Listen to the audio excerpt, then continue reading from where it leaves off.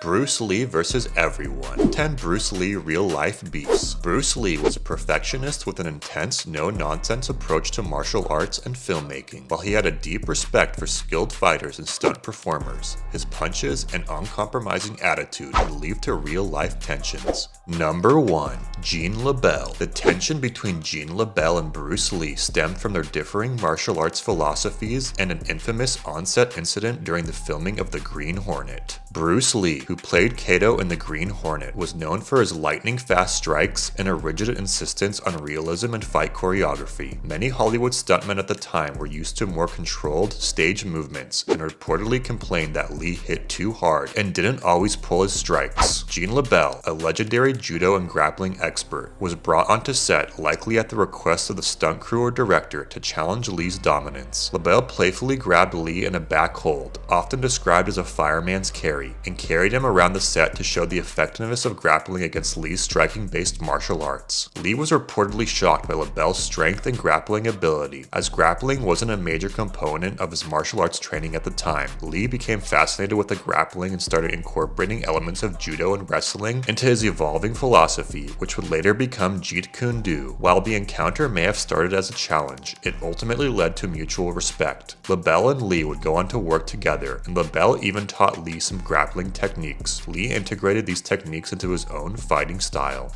Number 2. Bob Wall. Bob and Bruce Lee had a strong mutual respect, but there were some intense moments between them during the filming of Enter the Dragon. One of the most well-known incidents happened while shooting their fight scene. Wall played O'Hara, the brutal henchman who faces off against Lee's character in the martial arts tournament. During one of the takes, Wall, a legitimate martial artist and a student of Chuck Norris, threw a real strike that got a little too close for comfort. Bruce Lee, known for his perfectionism and intensity, didn't take that lightly. In response, during a later take, Lee delivered a devastating sidekick to Wall's chest. According to Wall, the force was so strong that it sent him flying into a row of people holding pads, knocking them over like bowling pins. Wall later confirmed that while the hit was real and powerful, there was no bad blood between them, just two martial artists pushing each other. Another famous moment was when they filmed the scene where O'Hara smashes a bottle and tries to attack Lee. The broken glass was real, and Wall accidentally cut himself during the filming, adding to the authenticity of the scene. Number 3. Jackie Chan. While Jackie Chan admired Bruce and later became a superstar, he recalled how Bruce accidentally hit him hard in Enter the Dragon. Though not a grudge, Jackie did say he wished he had gotten some payback. During the filming of Enter the Dragon, Jackie Chan, who was a young stuntman at the time, had a brief but memorable encounter with Bruce Lee. In one of the fight scenes, Jackie played a henchman who was supposed to get taken out by Bruce. However, during the sequence, Bruce accidentally hit Jackie for real with a strike that connected harder than intended. Jackie, being a stuntman, took the hit but exaggerated his reaction to sell the impact. Jackie played it cool, enjoying the attention from his idol. From that moment, Bruce took a liking to Jackie and even spent some time talking with him on the set. Number 4. Sammo Hung. Sammo Hung worked with Bruce in Enter the Dragon and had minor clashes due to Bruce's strict approach to fight choreography. At the very beginning of the film, Bruce fights an opponent in a small arena. That opponent was Sammo Hung. At the time, Sammo was already an experienced martial artist and stunt coordinator. This sequence was choreographed by Bruce himself, and it showcased his speed, precision, and ability to dominate an opponent effortlessly. Sammo, despite being stockier than Bruce, was incredibly agile, making for a visually exciting fight. Bruce quickly overpowered Sammo's character using grappling techniques, ending the match with an armbar submission, which was rare in martial arts films at the time. Unlike many other actors and stuntmen, Sammo had the skill to keep up with Bruce on screen. Number 5. Lam Ching Ying. A skilled martial artist and stuntman, he worked under Bruce but reportedly found him difficult due to his precision and demanding nature. There were rumors of tension between Lam Ching Ying and Bruce Lee. Lam Ching Ying started his career as a martial arts stuntman and was a part of Bruce Lee's stunt team during Lee's time in Hong Kong cinema. One possible source of tension could have been Lam's strict and disciplined martial arts approach, which may have clashed with Lee's philosophy and intense personality. Additionally, some accounts suggest that Lam, being highly skilled and disciplined, was not easily impressed, which might have led to friction while working with Lee, who had a dominant presence on set. Number 6. Yuen Wah. Another Hong Kong stuntman who worked on Enter the Dragon, Yuen Wah found Bruce's contact-heavy style difficult. Yuen Wah, a skilled martial artist and veteran of the Hong Kong film industry, worked as part of Bruce Lee's stunt team during the production of Enter the Dragon. One key source of friction was the difference in their approach to martial arts and choreography. Bruce Lee was known for his perfectionism and very specific vision for his films, which could sometimes lead to clashes with other martial artists or stunt performers who had their own style and approach. Yuen Wah, being an established and highly respected martial artist in his own right, may have had his own ideas about how martial arts should be portrayed on screen, which could have had led to disagreements with Lee, who was very particular about maintaining control over the action and how it was depicted. Another contributing factor might have been the intense working environment on the set of Enter the Dragon, where Bruce Lee was known to push his co-stars and stunt team to perform at the highest level possible. Number 7. Lo Wei, director of The Big Boss and Fists of Fury. Bruce Lee clashed with Lo Wei over creative control and the way fight scenes were filmed. He disliked Lo Wei's directing style and later refused to work with him again. Lo Wei was the director who gave Bruce Lee his first leading role in a feature film with the martial arts comedy film The Big Boss, 1971. Bruce Lee confronted Lo Wei in an intensely intimidating manner. According to Matthew Pauly's book, Bruce Lee,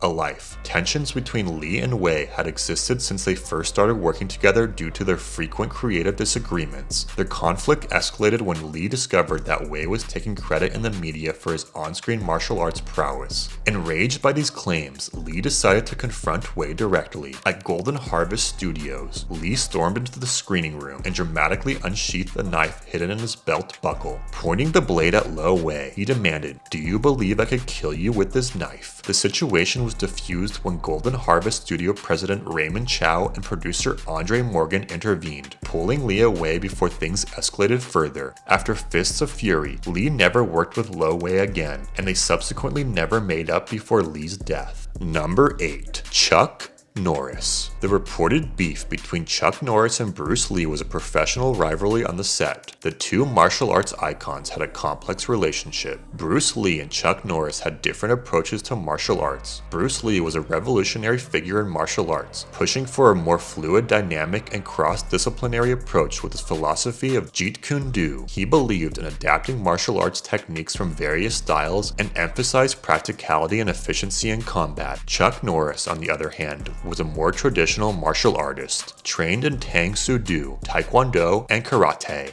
While Norris respected other martial arts, his foundation was more in the classical martial arts world, which was often seen as more structured and rule-bound compared to Lee's more free-form practical approach. While Lee pushed for innovation and breaking boundaries, Norris represented a more traditional, established approach. Both men were incredibly competitive. Lee had already established himself as a rising star in Hong Kong cinema, and his international fame was beginning to grow. Norris, while well known in the martial arts community, was still working to establish his own career in Hollywood. Their famous fight scene in Way of the Dragon was symbolic of their professional rivalry. In Way of the Dragon, Lee and Norris had an iconic fight scene in the Coliseum. While the fight was staged and choreographed, there were rumors that the intensity of the scene led to physical contact at times, and Chuck Norris might have felt a little overshadowed by Lee's dominance on screen. Norris admitted that Lee's choreography and fighting skills were unparalleled. Number 9. James Coburn. Not a stuntman, but an actor who trained with Bruce.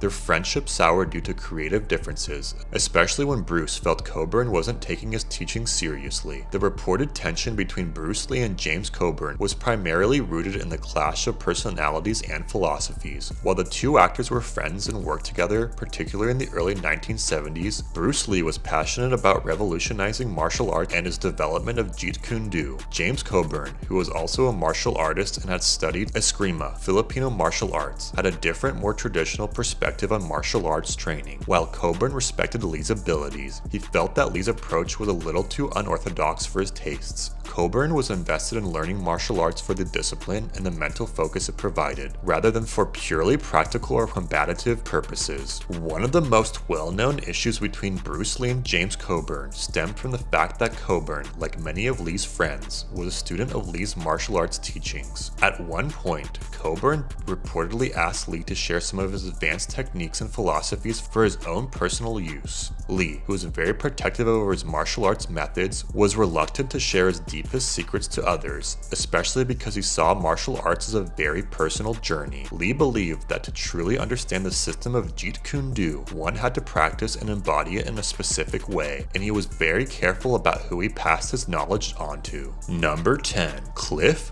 Booth. On the set of The Green Hornet in 1967, stunt double for guest star Rick Dalton, Cliff Booth, reportedly had a physical altercation with Green Hornet co-star Bruce Lee, aka Kato. The story reportedly goes that while in between scenes, Bruce Lee was bragging to the stunt crew how he could win a fight against boxer Muhammad Ali. Cliff Booth spoke out and strongly disagreed with Bruce's theory that he could beat Ali in a fight. They had a back and forth with words, and the altercation turned physical. They agreed to fight best 2 out of 3 to knock the opponent to the ground. The fight allegedly ended when Cliff threw Bruce into the assistant director's car. Cliff Booth was subsequently fired from the production. Bruce Lee's intensity, perfectionism, and groundbreaking approach to martial arts made him a legend, but they also led to clashes with stuntmen, co-stars, and fellow martial artists. Whether through on-set tensions, professional rivalries, or creative differences, his encounters with these individuals reflect the impact of his larger-than-life personality and revolutionary philosophy.